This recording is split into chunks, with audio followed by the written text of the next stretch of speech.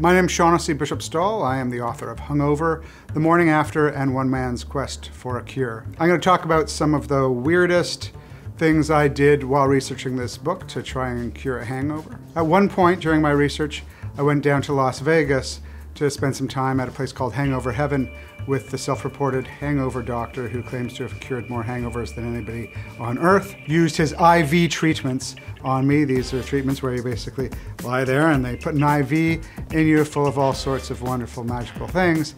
I put his method to the test by drinking far too much at night, going to visit him in the morning, and then doing things you would never ever want to do with a hangover. One of the things I did was jump off the stratosphere. This is the highest freestanding building west of the Mississippi. I took my hangover to the top of that platform, jumped off, and this interesting thing happened. It just sort of blew the hangover right out of me. And that got me thinking about adrenaline. It turns out that scientists have this term, the fast sobering phenomenon, whereby a otherwise intoxicated person will get a quick dose of adrenaline and suddenly exhibit the characteristics of a downright sober person. For some other things I did during my research, I did go to Austria.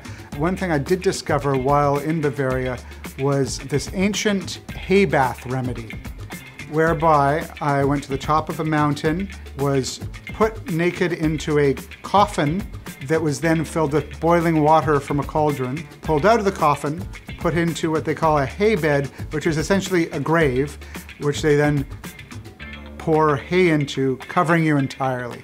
And rising out of that hay eventually, it did feel like a sort of rebirth. And I have to admit, I felt better when I got out into the mountain air and had that first glass of Austrian orange wine. Eggs are really interesting. They have been pointed to as a remedy going all the way back to Pliny the Elder and down through the ages, along with things like pickled fish and boiled cabbage. And it's interesting that so many of these ancient remedies actually have some scientific backing behind them.